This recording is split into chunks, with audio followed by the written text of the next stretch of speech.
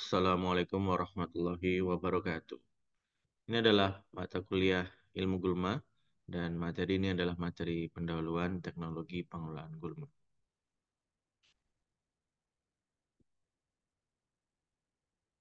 Sebelum kita masuk ke materi pendahuluan, ada beberapa persiapan kuliah yang harus kita ketahui bersama-sama. Jadi ini adalah jadwal-jadwal untuk semester ini, di mana kuliah kita sudah mulai sejak 5 Februari yang lalu. Artinya dalam kalender akademik minggu pertamanya adalah 5 Februari dan seterusnya ya. Dengan UTS nanti di 25 Maret hingga 6 April dan libur Hari Raya Idul Fitri itu masuk kuliah lagi setelah UTS. Jadi pertemuan ke-9 itu akan dilakukan mulai 22 April hingga 8 Juni. Jadi semoga ini bisa menjadi panduan bagi semuanya jika ingin mulai memesan tiket mudik dan sebagainya sudah sangat amat jelas ya. Nah, ada 2 hari untuk kelas ini, untuk kelas Gulma. Yang pertama hari Senin dan yang kedua hari Kamis, begitu. Ini untuk yang hari Senin. Jadi semua kelas itu punya materi yang sama.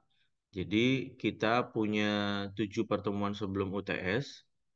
Itu 5 pertemuan kita lakukan materi, ya. 5 pertemuan materi dengan 4 pertemuan ada presentasi kelompok. Di 5 pertemuan materi itu terdiri dari kontrak kuliah, pengertian dan klasifikasi gulma yang akan disampaikan di dalam video ini. Kemudian ada materi ekologi gulma, perkembangbiakan, dormansi, dan faktor yang berpengaruh, kompetisi, dan analisis vegetasi. Ada 5 materi. Dari 5 materi ini, 4 nanti ada tugas presentasinya. Untuk ekologi, macam perkembangbiakan, dormansi, dan faktor yang berpengaruh, kompetisi, dan vegetasi. Oleh kelompok 1, kelompok 2, kelompok 3, dan kelompok 4. Sehingga mulai minggu depan, sudah mulai presentasi sesuai dengan kelompoknya dan materi yang ada di sini. Dan 2 pertemuan itu tidak dilakukan dalam kelas. Jadi kita tidak masuk kelas sama sekali. Teman-teman silahkan mengerjakan hal yang lain gitu ya. Kenapa 2 pertemuan ini tidak masuk dalam kelas? Waktu sejumlah 2 pertemuan ini dialokasikan untuk mengerjakan proyek. Proyeknya nanti monggo dilakukan di mana. Tapi sebenarnya disarankan untuk tidak dikerjakan di 6 dan 7 karena ini sudah masuk bulan puasa. Jadi silahkan lakukannya karena itu ini tidak ada tanggalnya. Lakukanlah eh, di antara pertemuan 1 hingga pertemuan 5. Jadi 5 pertemuan, 2 kegiatan lapangan. Tapi tidak harus di waktu itu gitu ya. Silahkan nanti dipilih waktunya. Sama untuk kelas yang hari Rabu, ya. Ada 5 pertemuan kelas, ya. Mulai dari kontrak kuliah, ekologi gulma, dormansi dan faktor pengaruh, kompetisi analisis vegetasi. Dengan 4 pertemuan itu ada presentasi kelompok dan 2 pertemuan itu kosong, ya kan? Untuk kelompok hari Rabu, ya, karena kita ada kebutuhan untuk persiapan akreditasi, maka kosongnya itu sudah dilakukan di minggu pertama dan nanti insya Allah di minggu ke-7 gitu ya. Jadi teman-teman kegiatan di luar kelasnya, kegiatan proyeknya itu tetap dihitung sebagai jam belajar sehingga 2 kelasnya nanti 2 pertemuannya yang dikosongkan yaitu pertemuan ke-1 dan pertemuan ke-7 seperti itu. Nah, tidak lupa ada kuis ya. Kuisnya nanti kita lakukan di pertemuan ke-6 ya. Jadi setelah 5 materi ini selesai lalu kuis. Untuk proyek, teman-teman dalam kelompok presentasi itu mengerjakan proyek secara berkelompok ya. Setiap kelompok silakan memilih komoditas yang berbeda-beda dengan teman sekelas. Setelah teman-teman menentukan komoditas, sebelum itu tentukanlah komoditas yang jelas mudah untuk teman-teman kerjakan ya. Jangan memilih komoditas yang lokasinya jauh misalnya ya. harus berkendara jarak jauh gitu, tidak perlu seperti itu. Silahkan teman-teman ingat-ingat di sekitar tempat tinggal, di perjalanan menuju kampus, teman-teman menemukan ada tanaman apa, ada budidaya apa, mungkin itu bisa teman-teman gunakan. Ya, jadi silahkan pilih komoditas, tidak boleh sama dengan kelompok lainnya yang ada di kelas. Setelah teman-teman menentukan lokasinya, secara berkelompok datang ke lokasi tersebut, minta izin pada yang punya. Tugasnya adalah melakukan identifikasi gulma tiga terbanyak yang ada di sana. Jadi mungkin teman-teman akan lihat tuh ya, ada banyak sekali jenis gulma yang tumbuh pada komoditas tersebut. Teman-teman putuskan dalam kelompok. Sepertinya yang paling dominan itu yang mana? Tiga paling dominan, ya. Setelah itu yang tiga itulah teman-teman dalami ya. Menuliskan ciri gulma-gulma tersebut. Yang tiga itu. Tuliskan cara pengendalian dan sertakan foto gulma. Foto gulma teman-teman, alangkah lebih baik teman-teman ambil fotonya langsung yang ada di lapangan ya. Nanti juga ambil foto di internet sehingga bisa dicocokkan gitu ya. Kalau teman-teman ambil di internet nanti bisa jadi berbeda. Jadi ambil saja keduanya, yang di lapangan diambil, lalu yang di internet diambil.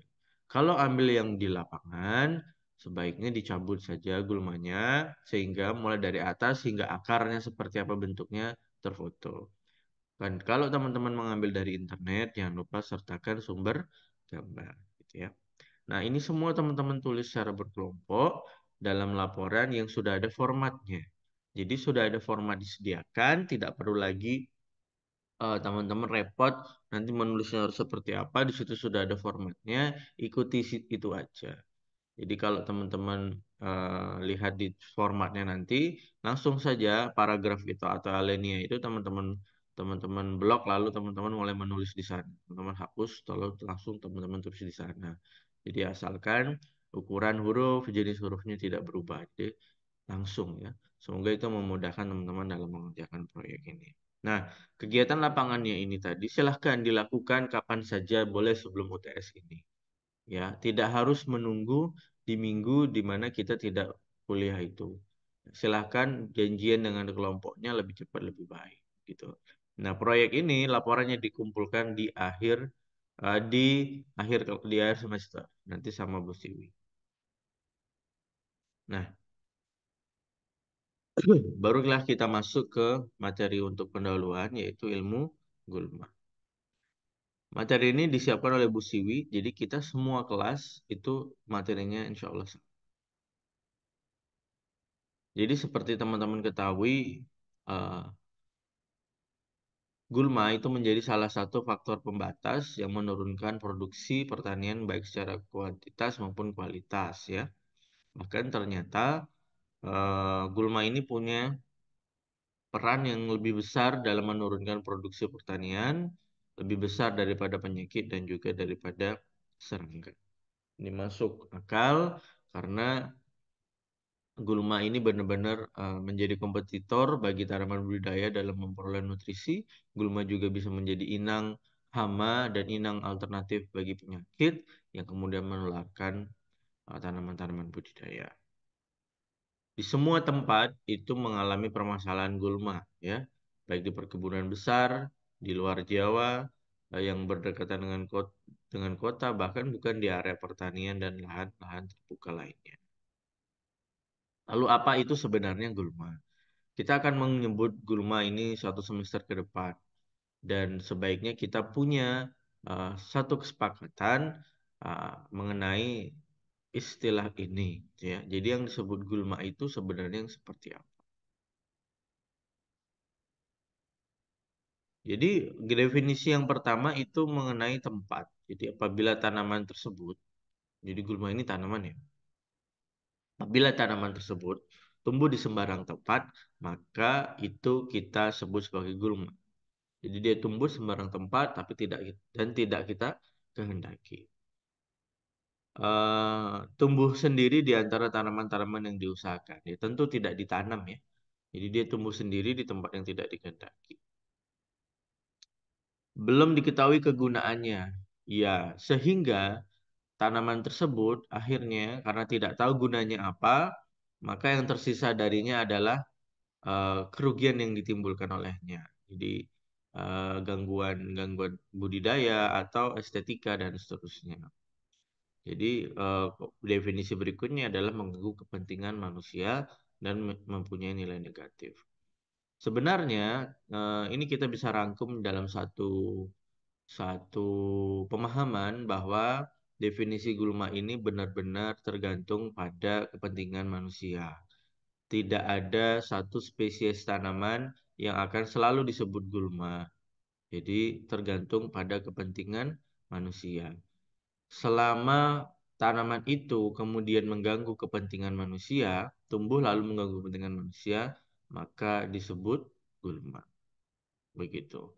Nah, apa yang mendukung terganggunya kepentingan manusia tadi? Ya, diantaranya tumbuhnya tidak pada tempatnya, ya tidak diketahui kegunaannya sehingga yang tersisa hanya nilai negatifnya. Begitu. Sebuah pengalaman kita punya kebun percobaan baru ya teman-teman ya. Jadi tidak hanya di Wedomartani yang biasa teman-teman gunakan itu, kita punya kebun satu lagi di dekat dari situ.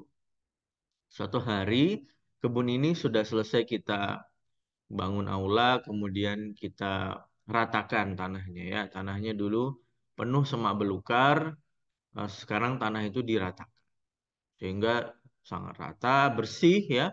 Tidak ada tumbuhan yang tumbuh sama sekali, tanah seperti lapangan bola yang tidak ada rumputnya itu. Siap untuk digunakan. Tiba-tiba musim hujan datang Desember yang lalu. Kita dapat laporan ternyata di bagian belakang kebun kita itu yang tadi tanahnya sudah bersih itu bersebelahan dengan bagian belakang sebuah kafe. Nah, yang terjadi saat hujan itu turun deras gitu ya, air yang jatuh di permukaan tanah yang barusan dibuka itu tadi itu mengalir sehingga membanjiri kafe tersebut. Jadi kafenya itu wah banjir gitu ya.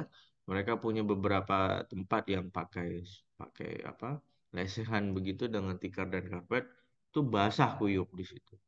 Jadi itu merugikan sekali. Nah hari ini gulma tumbuh di sana atau tanaman-tanaman mulai tumbuh di sana. Ini ternyata membuat ketika hujannya cukup deras turun ke situ, air tidak lantas mengalir ke tempat lain. Jadi benar-benar bisa terserap di tanah itu gitu ya. Sehingga untuk kasus ini tanaman-tanaman yang tumbuh itu tidak kita kategorikan sebagai gulma ya, malah sebagai sementara ini kita pertahankan dulu untuk mencegah terjadinya aliran air ke tetangga gitu ya. Nah, suatu hari nanti mungkin sudah tidak ada lagi hujan atau suatu hari nanti ada yang menggunakan untuk penelitian, maka ini menjadi gulma, ya, maka harus dikendalikan. Jadi benar-benar ini semua tergantung pada kepentingan manusia. Oleh karena itu kita nggak boleh egois dengan alam sesama ciptaan Tuhan. Kita benar-benar dituntut kebijaksanaannya dalam melakukan pengobatan.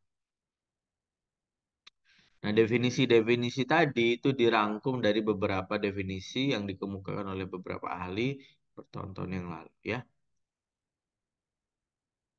Jadi kriteria gulma yang penting itu adalah tumbuhan yang tumbuh kemudian mengganggu gitu ya, mengganggu kepentingan manusia. Untuk bisa mengganggu tanaman itu atau tumbuhan itu harus memiliki sifat-sifat yang tertentu gitu ya.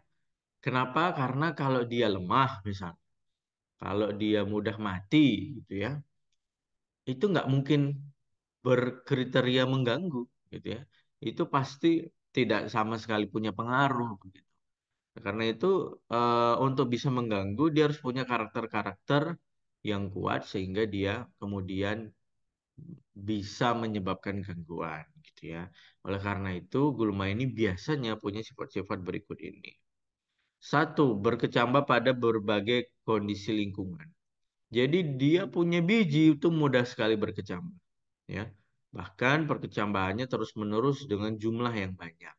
Jadi tanaman-tanaman gulma ini biasanya menghasilkan biji dalam jumlah banyak dan berkecambah terus-menerus. Bahkan bercambahnya itu bergantian, jadi tidak serentak ya. Jadi sebagian dulu dikecambahkan, sebagian didiamkan di dalam tanah. Seperti itu ya. Nah, pertumbuhannya cepat. Nah, kalau pertumbuhannya lambat pasti kemudian tidak akan menyebabkan gangguan ya. Kompetisi tidak akan terjadi. Tapi ini tumbuhnya cepat, ya. Bijinya berkesinambungan tadi saya bilang. Jadi berkecambahnya aja bergantian atau menghasilkan bijinya bergantian. Mampu melakukan penyerbukan silang, produksi biji dengan berbagai kondisi lingkungan dan punya kemampuan adaptasi tinggi. Jadi dia tahan air banyak, dia tahan kekeringan. Jadi dia mudah sekali eh, tumbuh karena punya daya adaptasi yang tinggi. Dengan karakter ini, maka tumbuhan-tumbuhan tadi benar-benar dapat menyebabkan gangguan pada tanaman budidaya. Ada gulma yang berkembang biak dengan tahunan ya. Jadi bijinya itu lama Pak tumbuhnya. Bijinya itu dihasilkan dengan waktu yang cukup lama ya, 5 tahunan. Untuk menyelesaikan satu siklus hidupnya dari biji ketemu biji lagi itu butuh waktu tahun. Nah, jika yang seperti ini biasanya perkembangbiakan vegetatifnya yang kuat gitu ya. Jadi tetap menyebabkan gangguan. Juga gulma mempunyai kemampuan berkompetisi secara interspesifik, jadi berkompetisi dengan tanaman yang berbeda spesies dengan melakukan roset penghambatan pertumbuhan dan alelokimia. Semua spesies tanaman itu mempunyai karakter gulma, namun tidak semuanya itu akhirnya jadi gulma karena kembali kepada kepentingan manusianya itu sendiri. Apa sih kerugian yang ditimbulkan memangnya ya? Jadi nomor satu penurunan hasil karena ada kompetisi perebutan air, hara, cahaya matahari, dan seterusnya. Penurunan kualitas itu juga terjadi, bahkan menghambat ekspor itu juga bisa terjadi karena kontaminasi biji dengan biji-biji gulma. Ya. Menjadi inang alternatif hama dan penyakit. Kalau kita melakukan pengendalian hama tanpa mengendalikan gulmanya, maka hama itu akan bersembunyi menyelamatkan diri dari pengendalian yang kita buat tadi dengan cara bersembunyi di gulma-gulma. Begitu juga penyakit. Sehingga pengendalian tanpa dibarengi pengendalian gulmanya itu sama saja bohong ya, tidak punya pengaruh sama sekali gitu ya. Eh, Keracunan pada tanaman ya karena beberapa gulma menghasilkan alelopati. Nanti ini juga jadi materi yang akan kita bahas di kelas. Kemudian kerugiannya mempersulit dan menghambat pekerjaan di lapangan. Jadi ya teman-teman bisa bayangkan apabila tumbuh gulma, apalagi sampai menjadi semak belukar, itu kan sangat menyulitkan kegiatan di lapangan karena pembersihan lahannya saja harus menggunakan alat berat atau kalau manual ya itu akan butuh waktu yang lama. Belum lagi kemudian merusak, menghambat alat-alat pertanian yang ada. Ini juga menurunkan tingkat keamanan bekerja ya. Jadi kenapa? Karena di tumbuhan yang banyak, gulma-gulma yang tumbuh belukar, semak belukar begitu bisa jadi menjadi sarang ular atau binatang-binatang berbahaya lainnya. Selain itu, untuk pekerjaan-pekerjaan panen atau penebangan itu kadang kita butuh area untuk lari gitu ya dari misalnya kalau kita lakukan penebangan. Penebangan tidak selalu berarti buruk ya. Jadi penebangan bisa dilakukan misalnya pada tanaman-tanaman yang sudah mati, mati merangga, sudah tidak menghasilkan kan kita mau tanam tanaman baru nih, ya, kita harus tebang gitu. Nah, penebangan itu kan arah tebang, arah jatuhnya pohon sebaiknya diatur. Tapi jika terjadi sesuatu dan arah jatuhnya pohon itu menuju ke penebang, maka penebangnya harus bisa lari kan, baik ke kanan maupun ke kiri. Tapi kalau penuh gulma itu membahayakan karena bisa jadi terserimpet, tidak bisa ke kanan atau ke kiri, jatuh dan tertimpa pohon. Jadi itu bahaya ya. Menurunkan debit air dan kualitas air karena ada penghambatan lalu lintas air. Jadi beberapa gulma itu punya eh, punya kemampuan untuk hidup di air ya, baik itu di dalam maupun di permukaan air. Nah, gulma-gulma ini yang kemudian bisa menghambat atau menurunkan debit air. Pendangkalan ya.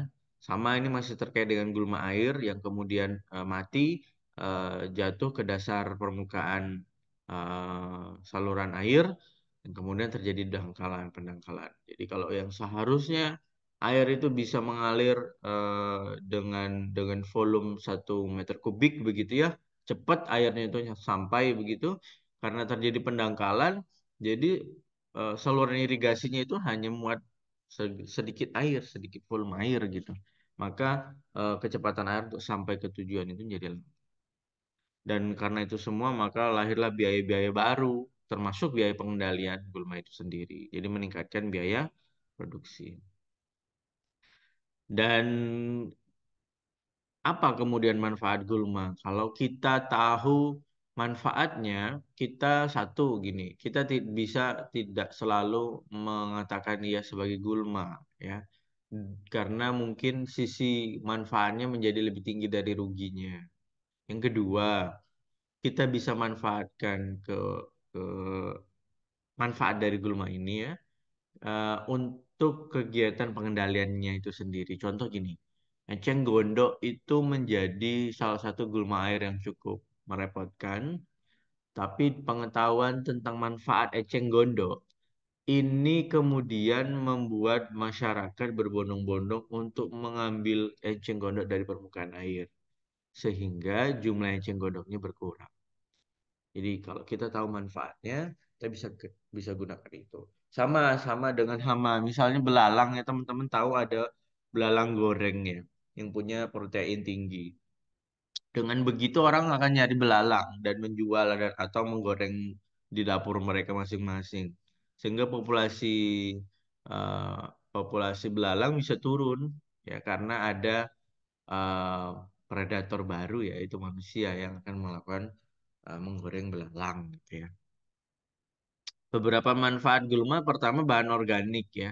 Jadi dengan keberadaan gulma, kemudian kita kendalikan, kita cabut dan kita proses ya dengan baik, itu nanti bisa menjadi bahan organik tambahan. Sebagai bahan penutup tanah, cover crops, teman-teman bisa searching setelah ini cover crops di sawit dan seterusnya, itu juga menggunakan gulma-gulma yang dipilih ya, tumbuh seragam. Tidak asal gulma tumbuh ya, tapi gulmanya dipilih lalu dibiarkan tumbuh seragam untuk mencegah terjadinya transpirasi air dari permukaan tanah. Mencegah dan mengurangi erosi. Nah, ini biasanya di kebun-kebun teh, di area-area yang lereng, itu kalau hujan tanahnya makin habis, jadi turun ke bawah semua, yang di bawah jadi dangkal karena tanahnya tererosi. Ternyata dengan beberapa jenis gulma tertentu itu bisa digunakan, dibiarkan tumbuh untuk mencegah terjadinya erosi. Kali ini eh, antara gangguan oleh gulma itu dengan manfaatnya lebih tinggi manfaatnya. Jadi gulma-gulma ini dipertahankan berada di sana. Tentu dalam jumlah yang diatur ya. Sebagai pakan ternak ya jelas sebagai pakan ternak bahan penghasil bahan bakar ya, kemudian bahan industri seperti kertas dan kerajinan dan seterusnya, medium tanam untuk jamur merang, dan kemudian sebagai obat tradisional. Ya. Kemudian pengelompokan gulma. Ya, kelompok pertama adalah mengikuti klasifikasi botani ya. Karena tanaman ini adalah karena gulma ini adalah kelompok tanaman ya. Kenapa kita perlu melakukan klasifikasi untuk memudahkan kita dalam mempelajari. Yang kedua untuk memudahkan kita dalam pengendalian. Jadi kita kelompokkan lah gulma-gulma ini dalam beberapa kelompok sehingga nanti tanaman gulma yang atau tumbuhan gulma yang masuk dalam kelompok yang sama itu punya ciri khas yang sama. Sehingga kalau kita mau kendalikan bisa dengan cara yang relatif sama gitu ya. Hup. Ya, ada beberapa jenis gulma lumutan, algae, fungi, kemudian dengan sistem pembuluh pengangkut ya. Dan seterusnya. Berdasarkan daur hidup ada gulma tahunan. Coba kita lihat. Gulma tahunan ini menyelesaikan siklus hidupnya. Jadi menyelesaikan siklus hidup itu dari benih ke benih ya, dari biji ke biji itu setahun atau lebih dari 2 tahun. Jadi cukup lama, ya, cukup lama. Tapi sekali lagi gulma-gulma ini kencang dia dalam perkembangbiakan vegetatifnya. Jadi tetap saja akhirnya cepat menyebar juga. Biasanya dengan stolon ya.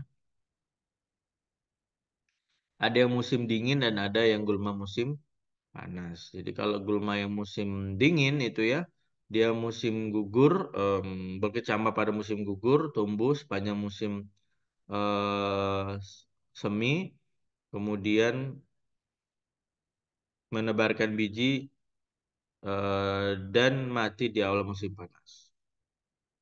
Jadi untuk yang musim dingin. Kalau musim panas berkecambah pada musim semi, tumbuh sepanjang musim panas, menebar biji dan mati sebelum musim dingin. Gitu. Jadi akhirnya baik di musim panas maupun musim dingin itu selalu tersedia gulma. Tapi di kita di Indonesia di daerah tropis sepanjang tahun ya mereka bisa tumbuh.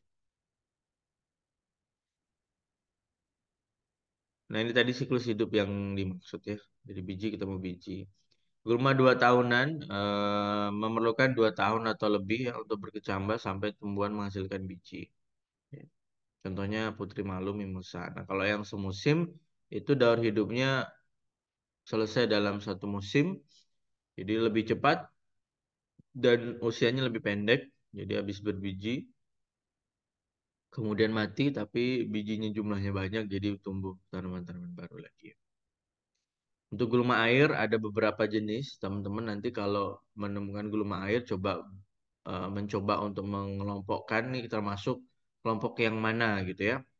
Ada emergent plant itu dia tumbuh gini, akarnya itu menancap ke permukaan tanah, ya. Dia dapat genangan bisa sesekali dan sebagian besar tubuhnya itu ada di luar air. Itu emergent plant. Ada kemudian floating plant. Jadi kalau yang floating ini ada dua jenis. Ada yang free floating, itu akarnya tidak menancap ke permukaan tanah. Ada yang rooted floating plant, itu akarnya menancap di permukaan tanah. Jadi kalau yang free floating ini dia bisa ikut aliran air. Ya, pergi kemana dan kemudian mulai menyumbat di mana-mana. Kalau yang rooted itu dia tidak bergerak jauh karena akarnya menancap di bawah. Tapi keduanya sama-sama punya daun atau bagian tanaman lainnya yang mengapung di permukaan air gitu ya. Submerged plant itu dia menancap juga ke permukaan tanah, tapi seluruh tubuhnya berada dalam air. Jadi seluruh tubuhnya berada di dalam air. Bedanya sama rooted floating plant, kalau yang rooted floating plant itu kesamaannya mereka akarnya sama-sama menancap di bawah, tapi kalau yang rooted floating plant, permukaan daun dan bagian tanaman lainnya itu berada di permukaan air. Kalau yang submerged itu seluruh tubuhnya berada di dalam air. Ya, itu tadi penjelasannya kurang lebih. Nah, teman-teman, demikian untuk materi minggu ini. Yang perlu saya ingatkan adalah minggu depan kelompok satu sudah mulai presentasi dengan materi ekologi gulma, suksesi evolusi gulma asing. Jangan lupa presentasi dan kemudian makalahnya dikirimkan di grup. Jadi makalahnya kalau sama saya tidak perlu dicetak, tidak perlu di print, cukup dikirim soft file PDF ke grup. Gitu ya. Baik, jika ada yang mau ditanyakan silahkan disampaikan langsung ke saya. Saya akhiri. Assalamualaikum warahmatullahi wabarakatuh.